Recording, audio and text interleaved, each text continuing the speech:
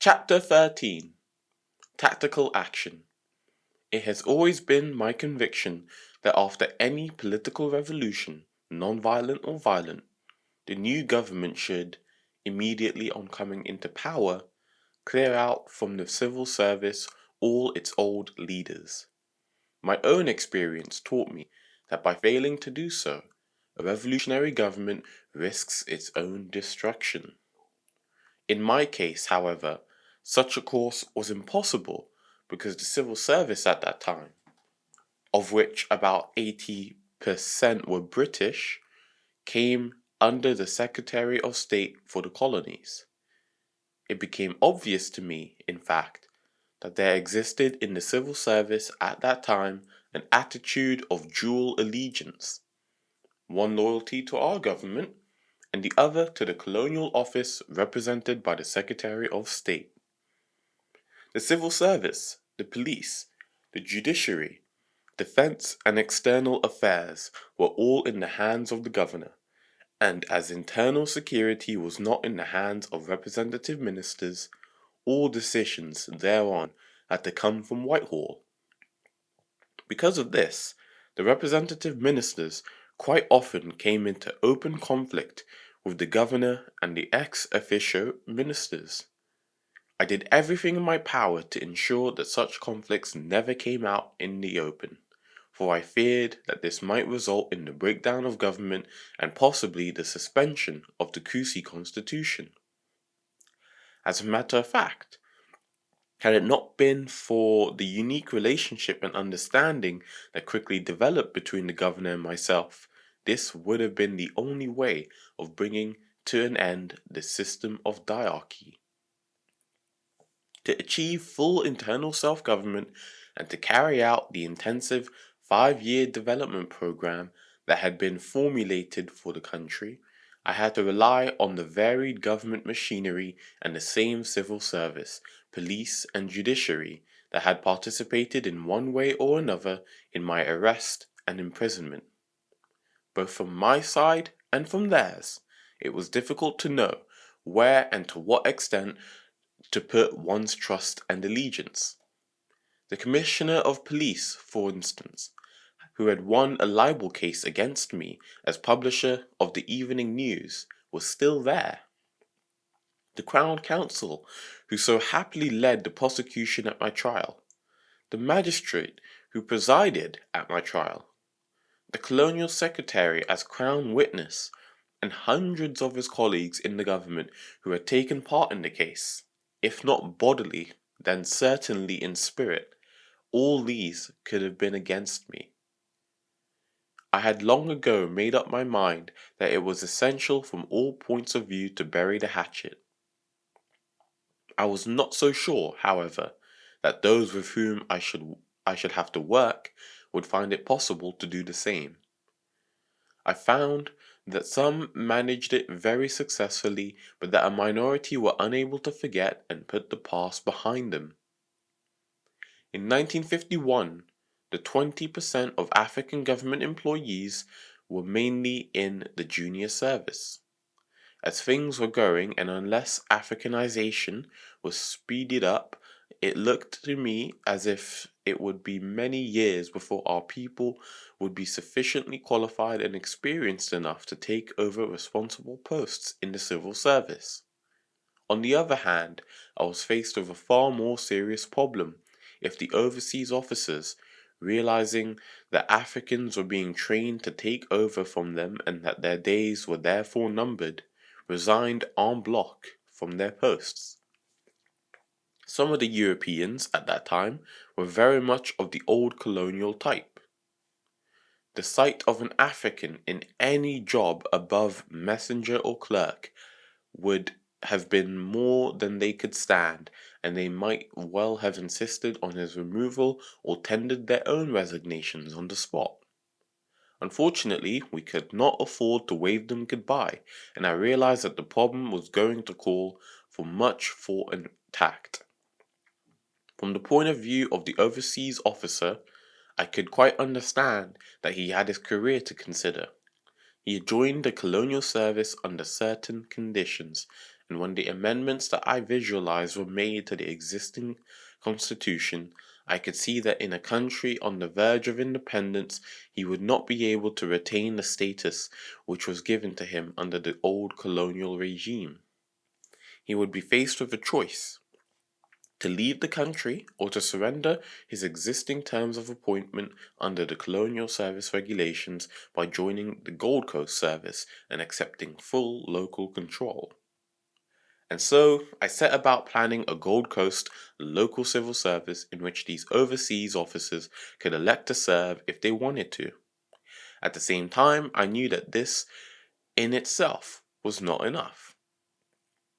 Some inducement would have to be offered to make it worth their while to stay, otherwise there would be a general exodus which would not be in the interests of the country.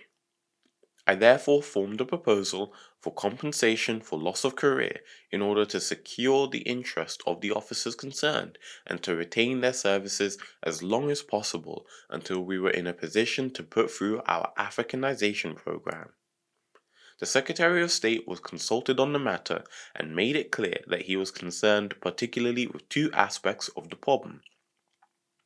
First, how to help the successful development of the country by continuing to provide overseas staff as requested by the Gold Coast government and to encourage overseas officers to remain in the service as long as they were needed. And second, he was anxious to fulfill his obligations towards officers holding Secretary of State's appointments.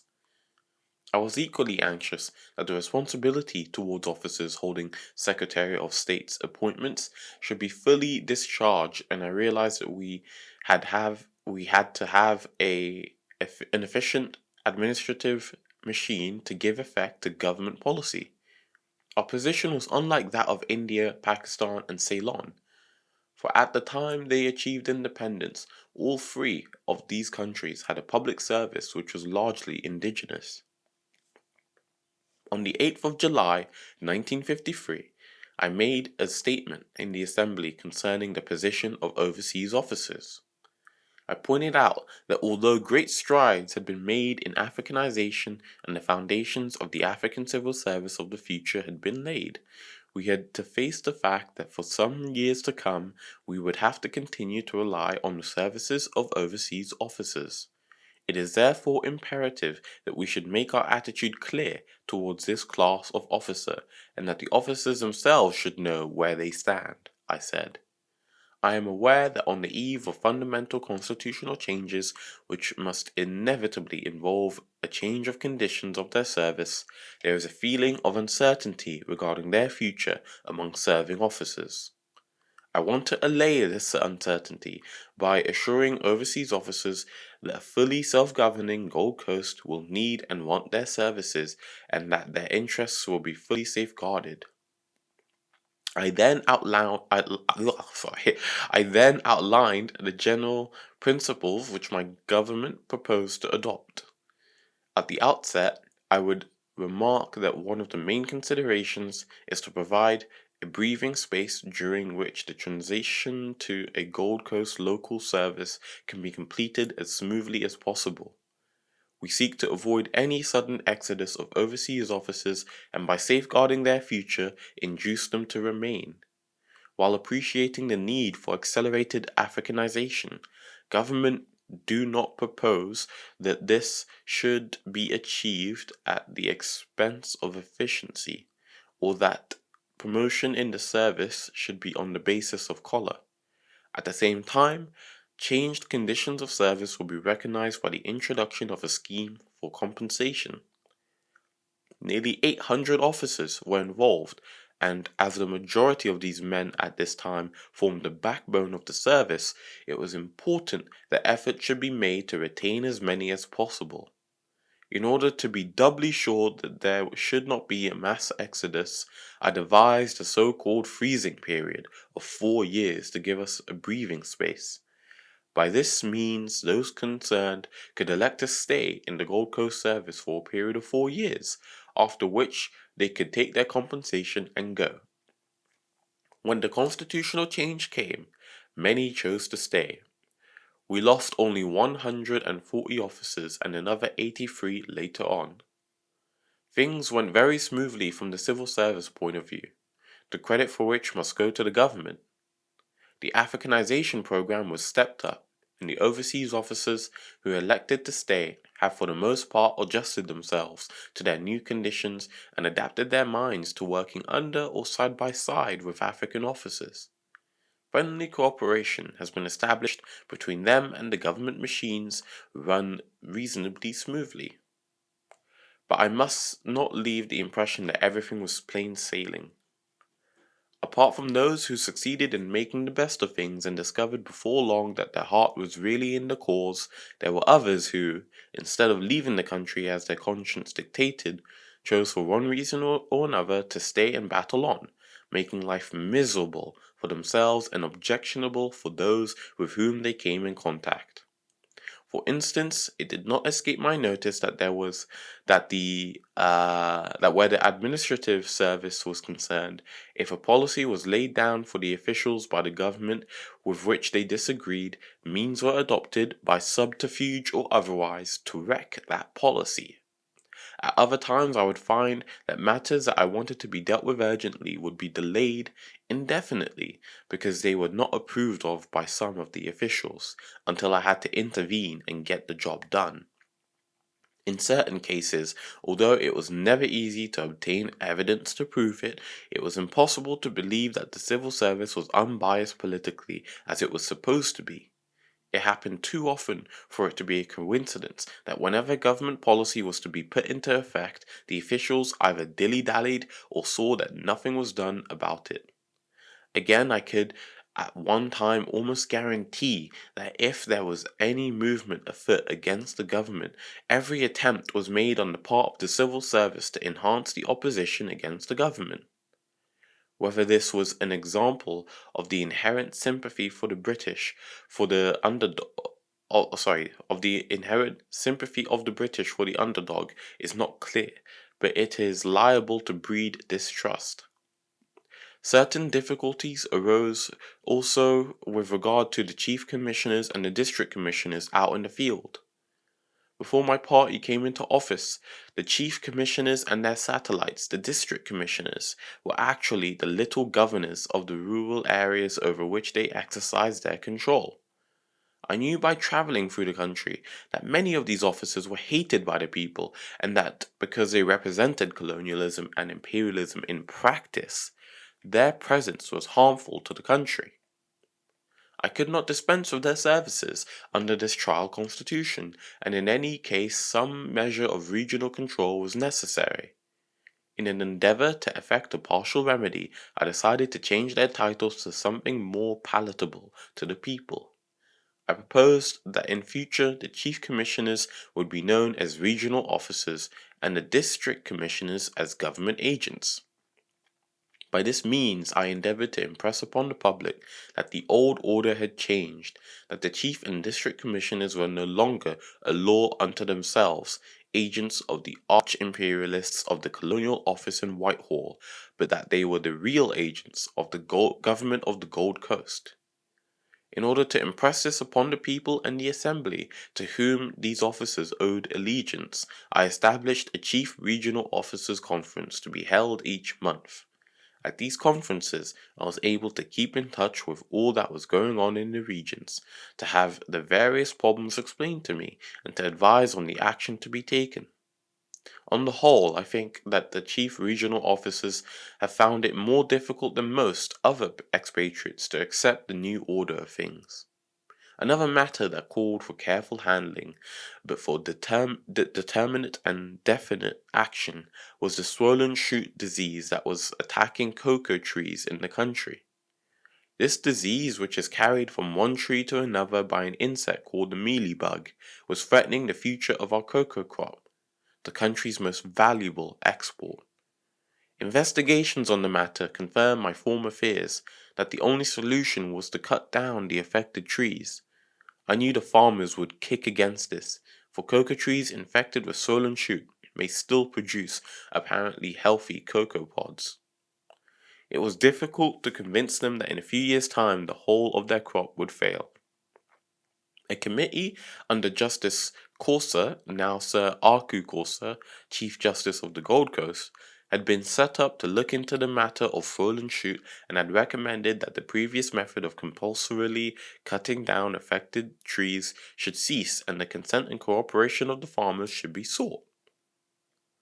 The government agreed to this and also transferred the control of the cocoa industry from the former Cocoa Rehabilitation Department to the Department of Agriculture.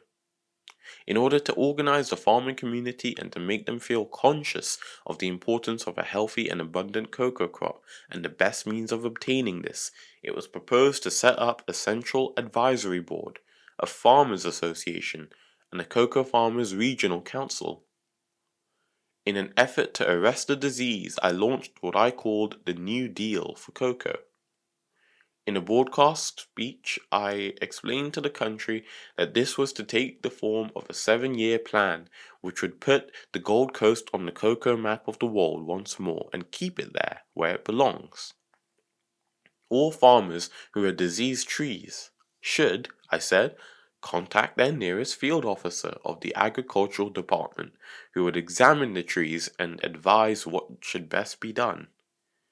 If he advised that the tree should be removed, and if the farmers consented, all possible assistance would be given both in removing the diseased trees and in protecting the healthy ones.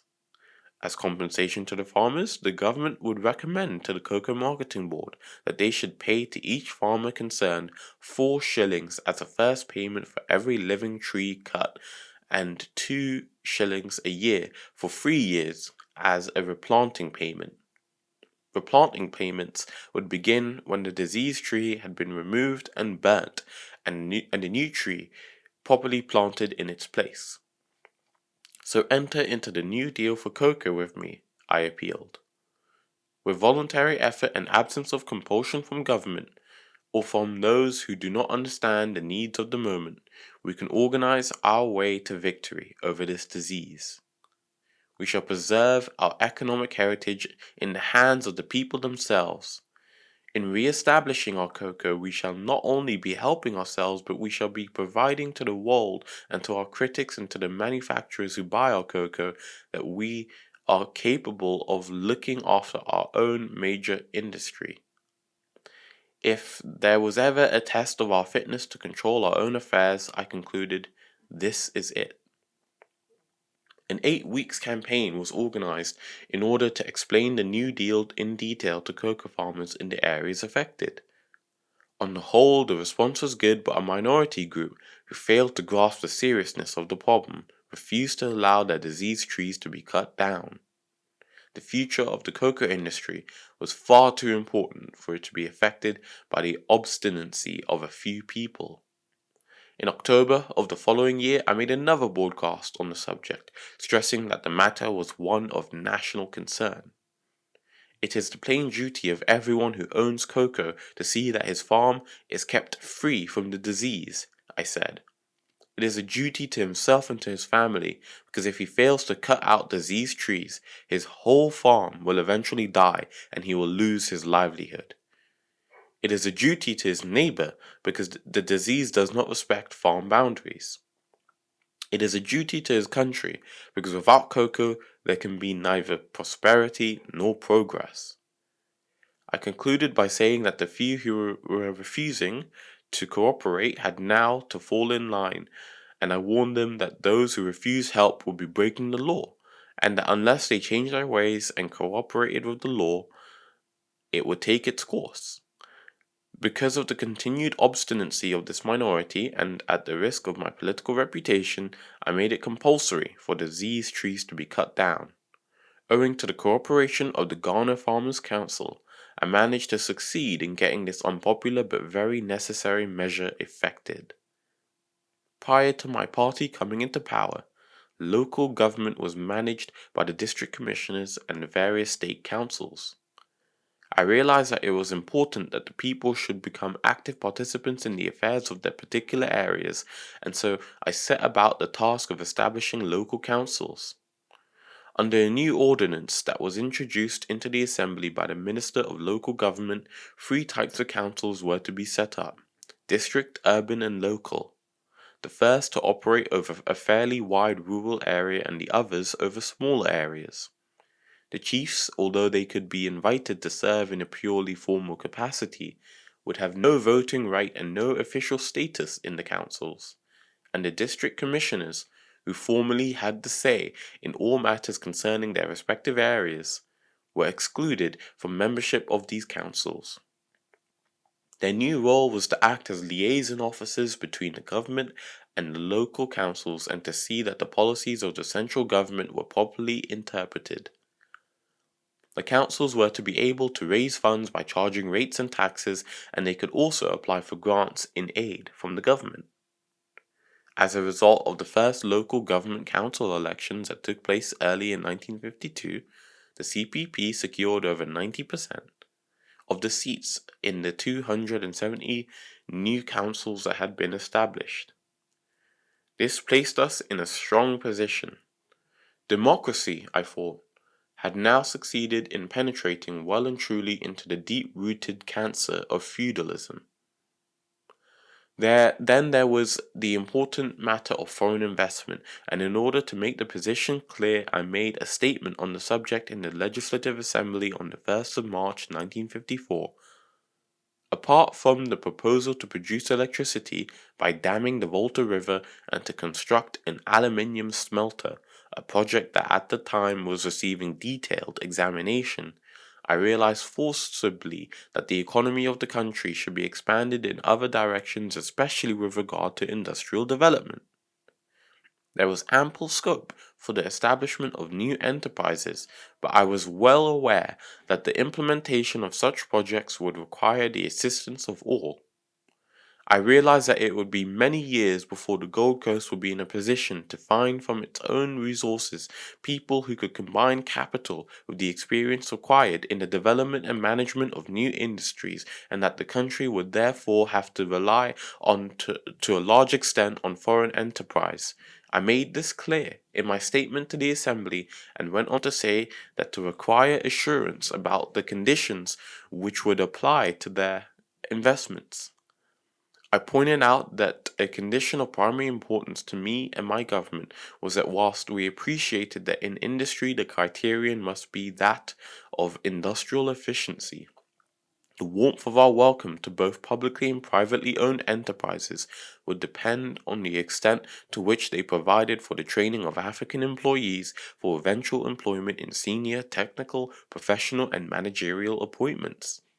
It was my firm intention that for the future there should be a steady increase in the number of qualified Africans to hold positions of responsibility and authority. With this vital fact in mind, the government would, I said, encourage as much as possible the entry and investment in industry of foreign capital.